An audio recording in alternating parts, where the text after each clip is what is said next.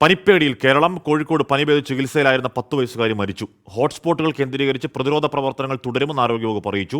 Amoebic മസ്തിഷ്ക ജ്വരം സ്ഥിരീകരിച്ച കണ്ണൂർ സ്വദേശിയായ 3 വയസ്സുകാരന് ചികിത്സ തുടങ്ങി.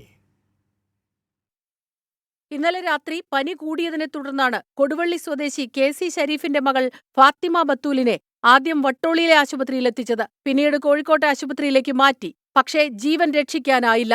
പനിബാധിതരുടെ എണ്ണം ദിനംപ്രതി കൂടുകയാണ്. കൊച്ചിയിൽ ഇന്നലെ പനി ബാധിച്ചത് 1061 പേർക്ക്. 32 പേർക്ക് ഡെങ്കിപ്പനി സ്ഥിരീകരിച്ചു. 7 പേർക്ക് എലിപ്പനിയും. അതിനിടെ അമീബിക് മസ്തിഷ്ക ജ്വരം ബാധിച്ച കണ്ണൂരിലെ 3.5 വയസ്സുകാരന് കോഴിക്കോട്ടെ ആശുപത്രിയിൽ ചികിത്സ തുടങ്ങി. ജർമ്മനിയിൽ നിന്നെത്തിച്ച മരുന്നുൾപ്പെടെ നൽകുന്നുണ്ട്.